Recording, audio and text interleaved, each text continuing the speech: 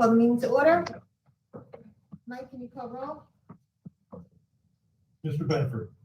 Ms. Hogue. Here. Ms. Hollingworth. Here. Ms. Paoli. Here. Mr. Stangillo. Mr. Seidel. Vice President Hogarth. Here. President Crooked. Here. You stand for the flag vote.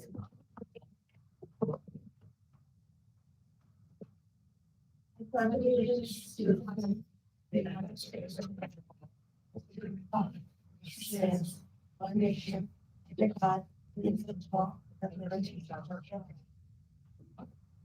Mike, could you please read the statement concerning open public meetings?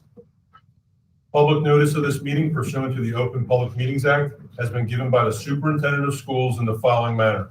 On January 15th, 2021, notice of this meeting was posted on the interior of the school administration offices, 1 Lincoln Avenue, Haddonfield. Written notice was submitted and filed with the Haddonfield Borough Clerk, and notices were faxed to the Courier Post and mailed to the Retrospect newspaper.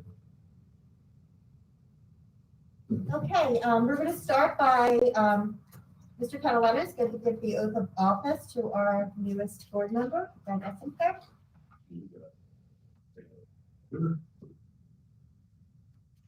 All right. Raise your right hand. You have me.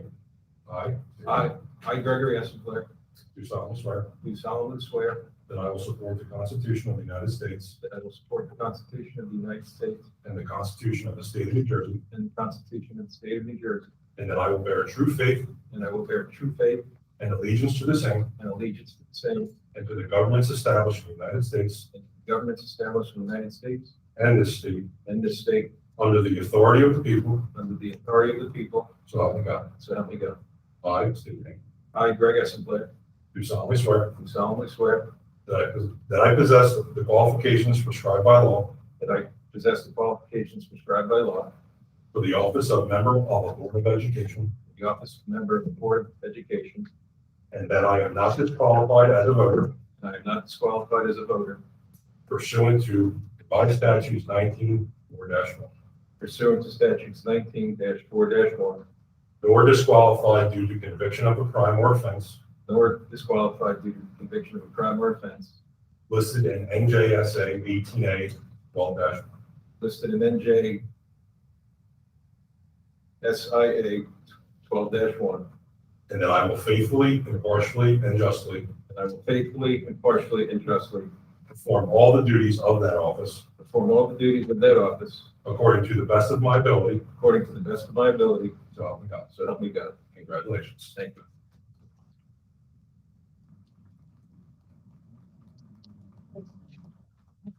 Gave them the paper because Yeah. did you have to have it memorized?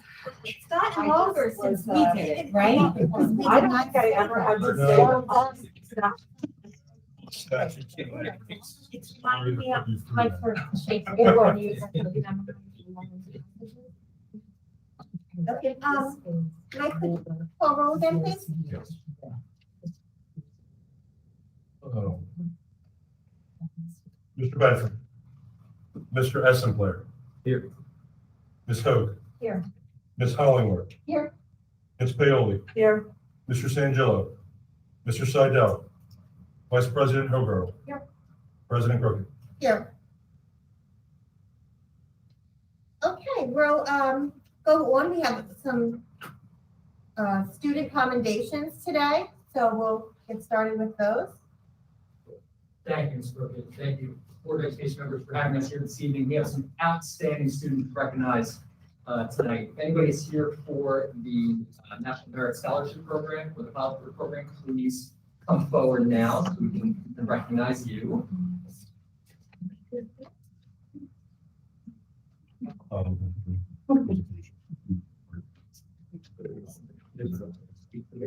It'll go with a nice line. Good for picture opportunity. Yes.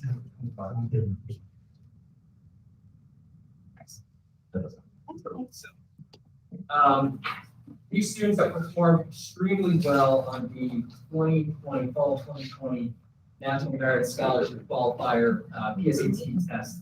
Approximately 2 million students end up taking this test, and these students scored in about the top 50,000 of those 2 million students that took the test. So for you this evening, National Merit Scholarship Program commended students for 2022.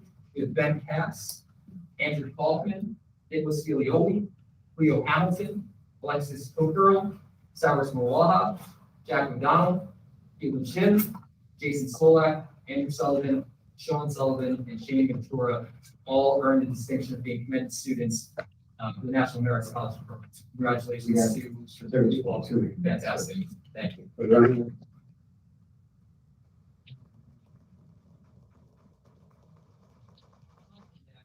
also have James Duncan, who qualified for, he's a semifinalist for the National Merit Scholarship Program. And only approximately, this is 16,000 students out of the 2 million earned this distinction. With the opportunity to go on in the spring of 2022, they will recognize 7,500 of those 60,000 students with about $30 million in scholarships offered in spring. So there is more out there. I think we get some good news in spring. Fantastic job for our National Merit Scholarship award winners, which we have certificates this evening. Here's James. James, thanks for being here.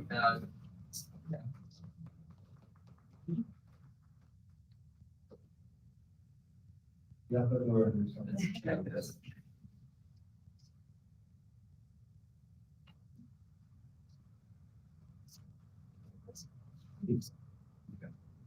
also have Dan Hunt Road, we're in the stage of the National African American Recognition Program from the college boards.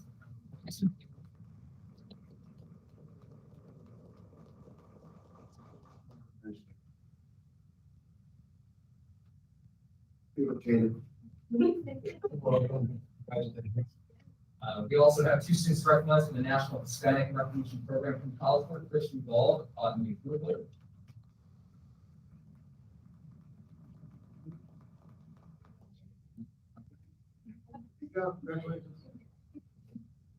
And we have the National Business Recognition Program from college board, John Buzzard.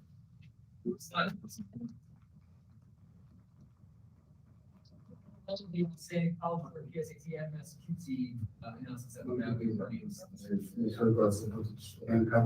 This whole girl, you know, Alexis. Congratulations.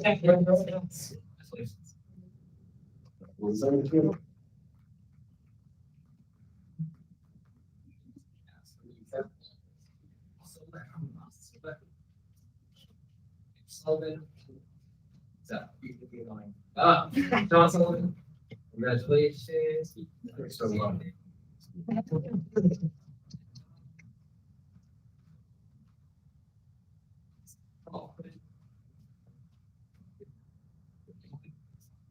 Congratulations. Everybody has his kid in there. The girls. Yes. Second. Also, come up there, Vance. So Celia Wojcik earned the remarkable distinction of being named to New Jersey All-State Orchestra. New Jersey All-State Orchestra is the best orchestra in the state of New Jersey when it comes to high school students. Celia is an oboe player, ranks in the top small handful, top 1, 2, 3 oboe players in the state who are currently in high school. And it is a very rigorous audition process. You know, it's a really grueling process to become an all-state orchestra member. We want to congratulate you on that, as well as the great distinction of being a member of the Philadelphia Youth Orchestra, as well as the Philadelphia Symphonists. So Celia is at the top of her game when it comes to the oboe playing. Congratulate you. You're outstanding.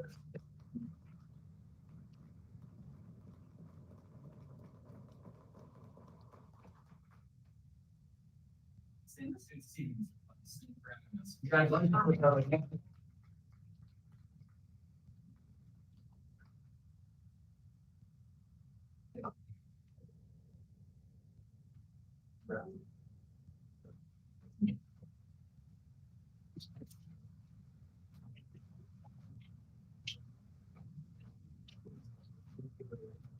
I don't feel obligated to say, but thank you so much.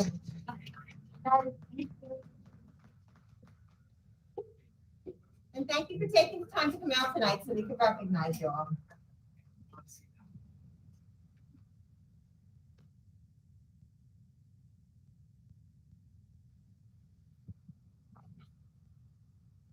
Okay, we don't have any presentations today, so we'll go on to our board committee reports.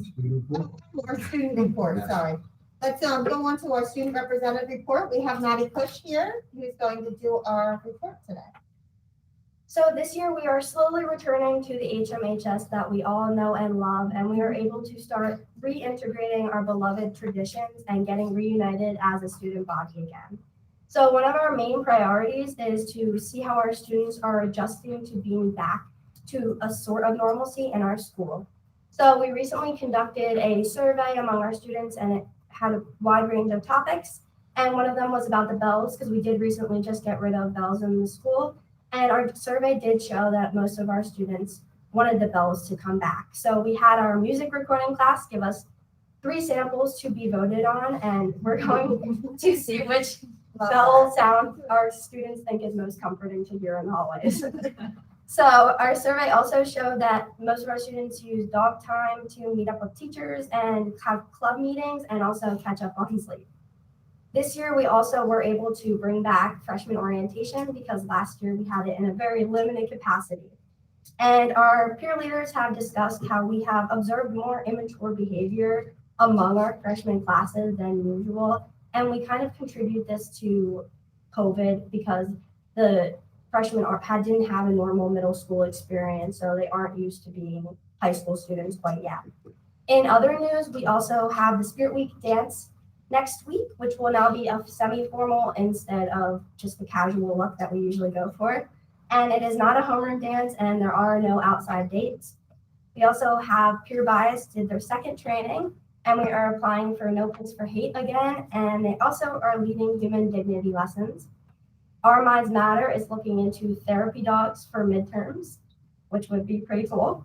And the math committee, which I'm currently on, is conducting surveys in the district, all different levels, high school, middle school, and also elementary school.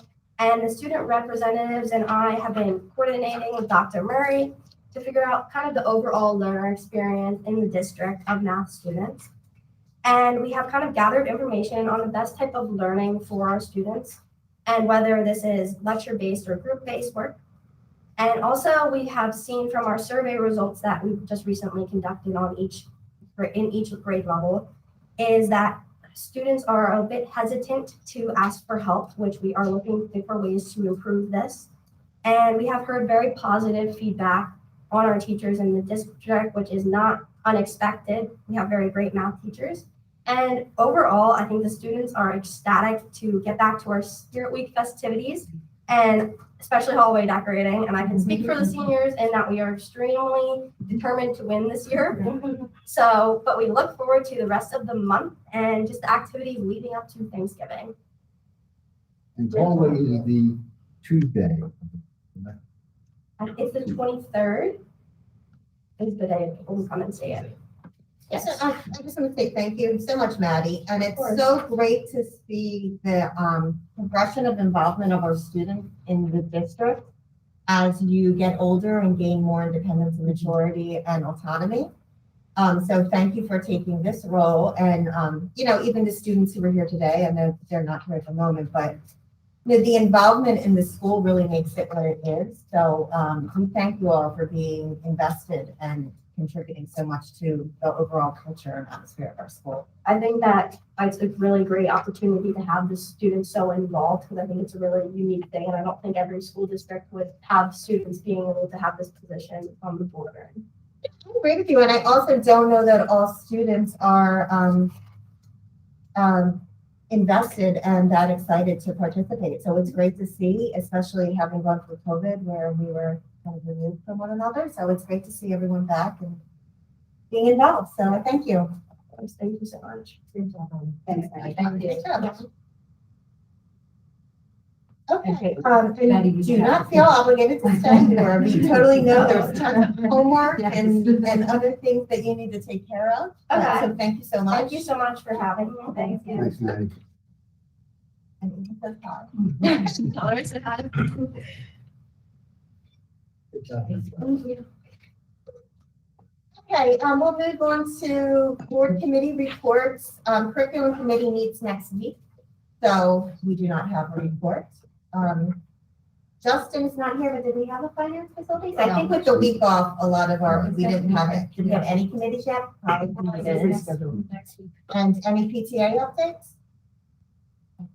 Okay, Assistant Superintendent report, do you have anything, Dr. Criello? I just want to share, we had a very successful vaccination clinic this afternoon. It was the first large-scale one that we have conducted in the district.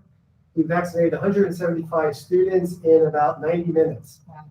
It was a really well-run event. I really have to thank the administrators and the maintenance crew. It was all hands on deck and a really good effort. We got a lot of positive feedback. There was a mention of therapy dogs. We actually had the therapy dogs at the vaccination clinic, and you would think that they would serve a helpful purpose. But the degree to which they did was really astounding. I mean, there are a couple of kids that were hysterically crying in line. As soon as that dog came over, they were totally calm. And it was great. The parents were great. Our nurses staffed the observation area. Really was a team effort. We're really happy that we're able to provide this service to the community. How did the therapy dogs get involved with that? Because that's so wonderful that you guys did that. I just asked them. I sent them an email. I knew that they would come to the schools. I asked Mr. Bissinger for the contact. I called them up and they said, we'll be there. What a great idea. It was great. Board meetings? The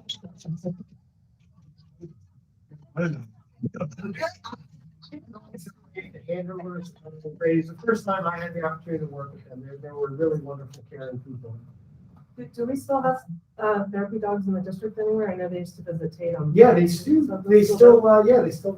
Yeah, I don't know the actual schedule where they've been, but I think they were recently at Haddon. It was great. Yeah. Okay, Mr. Klaus? Yes.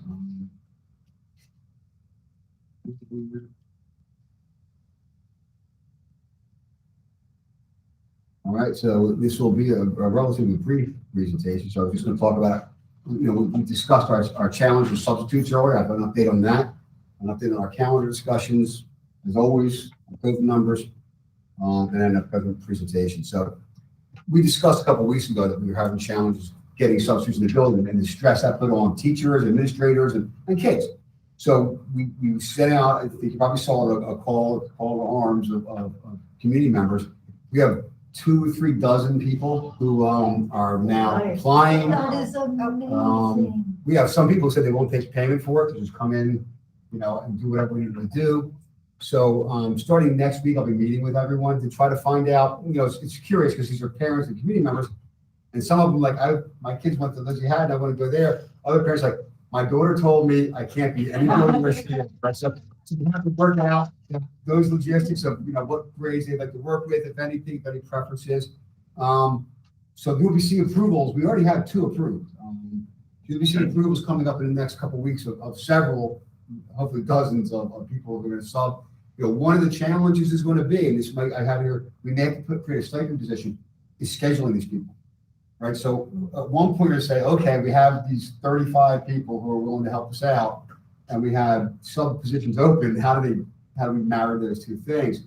And we'll have to look into a system, something where like at 9 o'clock, if it's not filled, someone will go online, see what's aren't filled, and start calling or emailing people and saying, can you take this job tomorrow?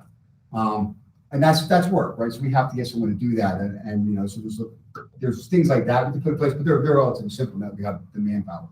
I would imagine one of these people who's going to help would even take on the job of being a coordinator. I was going to say. Yeah, that might be one of those people. But by December, we expect to be using these subs, and we are going to, we're doing the same thing with sub nurses. So we are going to be fully staffed nursing wise, even though we've had some stuff coming up by January. We're still holding on to 2 sub nurses almost every single day because the amount of paperwork and things that pull on the nurses with COVID.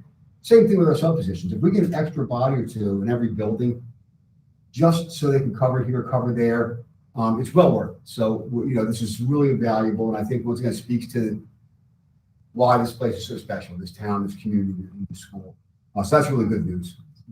Calendar, I got some feedback from the calendar discussion. So I received some emails, really thoughtful questions and stuff like that. So Next week, I don't want to address it too deep today because I didn't tell anyone I was going to do that. And I want to make sure those people who have those concerns are aware we're going to discuss it again. So I'm writing back to them individually, but I'll also bring up overall the feedback. So Tatum also collected some feedback. We're going to solicit feedback from staff and from the community through a survey type of thing. One of the challenges with the survey is it's not a vote, right? We're asking what you think, but it's not, I voted no, so we can't have this, right? This is, what is your concern? So we're going to get some more feedback from that. I'll talk about the feedback I got next week. Hopefully we can get it analyzed then. So I'll probably put out a notice in town. We're going to talk with the calendar again and then try to act on the calendar in December 9th if we can. I have actually some other ideas for the calendar. I don't want to get into too much. I spoke with Dr. Mark Ben from West Marsh, who was the first school district to move to the earlier calendar today. I spoke to him for an hour today about his process. He said he would be happy to come to one of our committee meetings, curriculum committee meeting, and talk about the process. They've been in their 5th year of it now, and talk about the benefits they see. And some of them are test scores going up. Others are, he said the biggest one is this stress on the college application. Those seniors is the biggest benefit they see, which you might not be able to put a number next to. But he went on a list, and he's very passionate about it. He went on a list of why it's such a good thing. And so I thought maybe we could invite him. If he can't get here, our next program is Monday. Probably can't get him here by Monday, but certainly maybe he'll come and sit down and talk to a committee meeting about the calendar and how it worked and what's the process. West Morris. That's a regional school. They have 4 or 5 elementary districts they serve. The first year when they did it, one of the elementary districts went. Then the next year, the rest of them went after they saw the process. And he said to a person, no one in the district would go back. And they start 2 weeks before they go, which I'm not sure anyway, that's part of next week's discussion. I'll start discussing it. One other thing, because the letters went out this week for the seal by literacy test. Right. Which 2 more weeks before, a December test. So one of the other, and now I'll add. Sorry, I bet but we had mentioned it, and then when that came out today, I was like, oh my gosh, yes. Even bigger thing is that we are looking at our midterm dates at the high school. This is kind of giving the dates. The colleges want the mid-year reports for students to finalize acceptances earlier now. We can't get them, we almost can't get them out in time with a midterm schedule. So we have to adjust our midterm calendar to get them earlier so that grades can be gotten processed. Especially since we're doing project-based midterms, which are longer to grade, not just throwing through Scantrons as we improve our midterms. Makes it more complicated. So there's a lot of those layers too. So that'll all be part of the things we'll talk about next week. COVID updates. You saw the notices. Right? Central's been hit really hard. And it's kind of I think last time we talked, it looked different. It came so fast. It was a slow burn before, but it came really quickly. So a lot of those students will be back by Monday. But we had to close the 3rd grades and keeping a close eye on it. Halloween hit us again, and so there were some families in there too. And Chuck, our active cases by tomorrow morning at Central are anticipated to go to 7. Okay, so Starting 5 at goes, 12. yeah. And clear up by mid next week. There's our Cali index, and there's our scores, and it is basically hovering pretty steady. Obviously, the hope is that the 5 to 12 vaccination will help dip those numbers down. I don't know if you heard last week, Governor Murphy said that masking in school mandate expires on January 11th. He expects that it will be the options will be staged in. So maybe high school first with the vaccination ability, and then middle school and elementary school, but it wouldn't just be a blanket move. I think Governor Wolf in Pennsylvania said January 17th, it's on the school district what they want to do. But I think Murphy said he wants to try to layer them in. I didn't know about this. Did Murphy say anything like it's, that there'll be any stipulations based on vaccine rate or not? He gave a very general that he didn't think, he felt it would be best to stage it in. I think the rationale being more high schoolers are vaccinated than elementary. I think that's where his thought process was, as I understood it. But it was a very brief statement, but he laid the groundwork for that. So, if that's true, that comes true, we'll be discussing in the next couple of weeks about what our plan is when it becomes our decision, our thought process. Chuck, one other thing to add on that topic, every now and again, we get asked about vaccination status of individual cases, and that's not something we report. But we did do a data crunch recently and determined that 88% of our COVID positive cases this year are from unvaccinated individuals, of students. And Gino, I know that we don't report back on individuals, but we do know the aggregate number of vaccinations, right? Of students? Yeah. Yeah, we're got, well, I'll tell you exactly where it is. On my computer here. We are 82% overall. That was as of a couple weeks ago for our students. Our staff are up to 93%. 82 at the high school?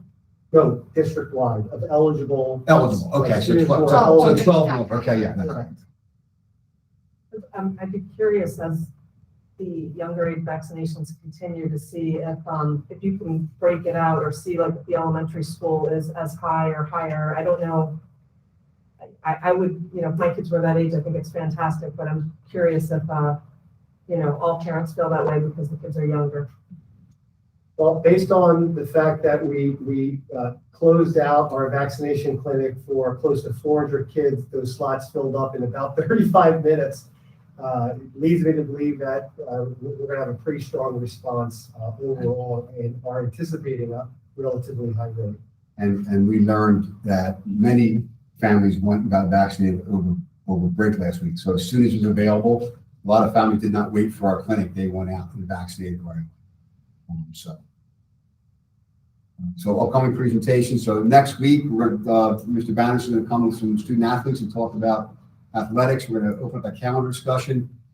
December 9th, we'll talk about the calendar some more. But the big event that day will be our QSAC self-assessment. Because as we all know, QSAC is due at that point in time, so we have to get that on the books.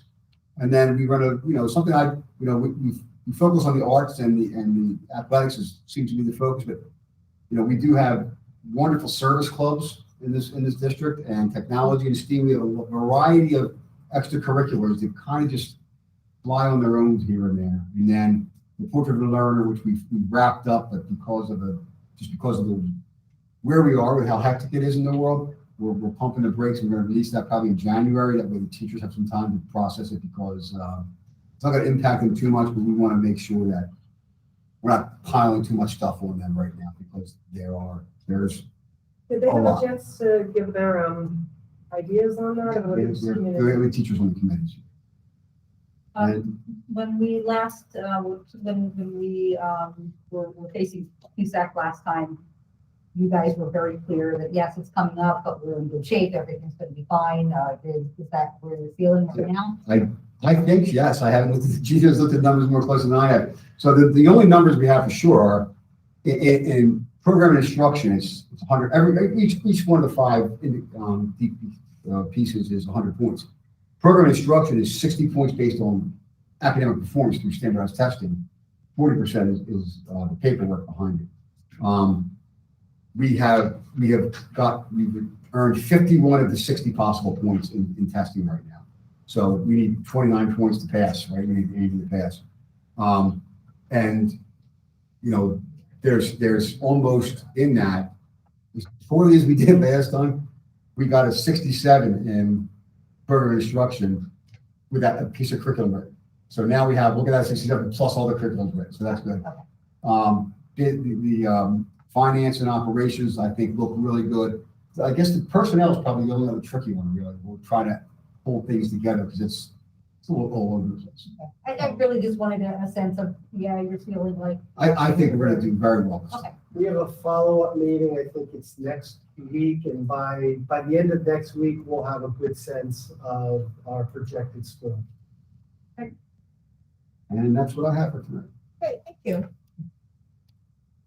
I don't really have anything for the board president report. I just want to thank everyone for submitting applications for our substitutes because as we've been talking about, our teachers are really taxed right now, and we're all saying how this year is actually harder than last year. And in so many ways it is. So we appreciate the community contributing and being willing to apply for these substitute teacher positions. So thank you. Okay, we'll move on to public comments. Because this is a working session, we can take comments on both non-agenda and agenda items. And I'll read the open public comment statement. We will now begin the open public comment session. Members of the community are invited to speak for no more than 3 minutes at this time. Non-agenda comments, will be taken at this time since it's a non-voting session. If your 3 minutes is up, we invite you to get back in line if you'd like to make additional comments. This is an opportunity for the board to listen, but not debate issues or enter into a question and answer period. Please be aware that not all issues brought up before a board meeting will be resolved that evening. We ask you to state your name and the name of your street so that a designee can get back to you with a response if warranted. General responses to comments will be posted on the Board of Ed website under the Resources tab where it says Open Public Comment Reply. While public education can be an emotional issue, we strive to maintain a certain level of decorum at the meeting. Public meetings are recorded and televised, and students often participate in the meetings. As such, citizens are expected to maintain a tone of courtesy and civility.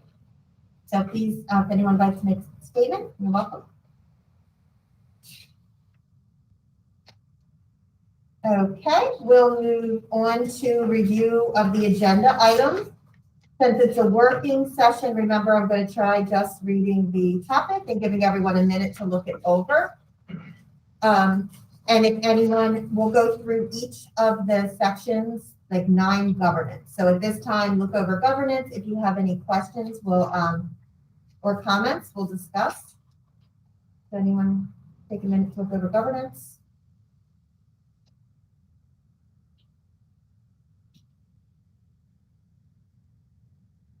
You know what, I will ask you a quick question, just because I can't see it. What was what's the intent in changing the job description behind the math intervention and math specialist? Are we missing like something that you wanna, I'm just curious, curiosity question. Yes, but Sure, we're moving towards trying to focus on learning acceleration instead of remediation. This research shows that when we focus too much on review and remediation, it gets learners stuck in that mindset. And so by calling it a specialist, it's taking the focus and putting it on the coaching part of it. And, and the specialists are like pushing into the classes and working with the teachers and kind of coaching alongside. I don't know. Does that help answer? Yeah, I mean, as far as what they're doing now, it's not. No, the job is the same. They're working with students a lot. That's kind of primarily what they're doing, but they are pushing into classes to work alongside teachers. Okay. Thank you. Anything else for governance? Okay, how about curriculum and special education? I had one question, and because I'm not familiar with this, and I'm certain that you guys are, and this is in line, but $616 a day for the physical therapist, is that something wrong? I'm sorry, it's number 2. C. Oh, C. Yeah, that's, so you know, very. Yeah, and interestingly enough, that's the rate through Gloucester County Special Services Commission, which are always lower than private companies, and those rates have to be approved by the Board of Education. So for that particular service, that is not an out of the line rate. I assume that, but I just want to. Yeah, it's great. It's understand why.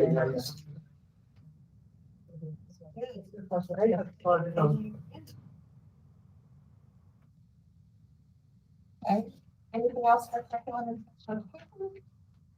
All right, we'll move on to personnel.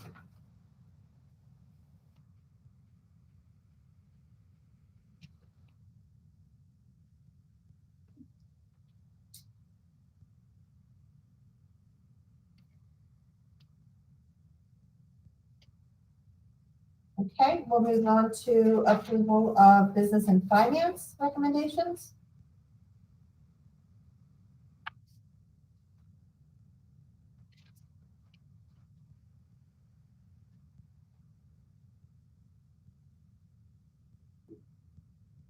And how about approval of the minutes? Any questions about the minutes?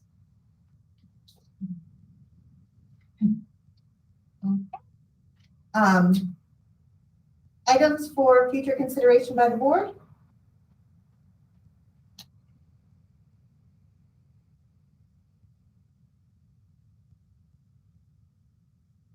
Okay, motion to adjourn?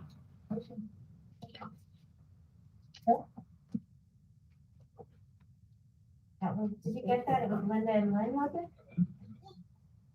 That was, B.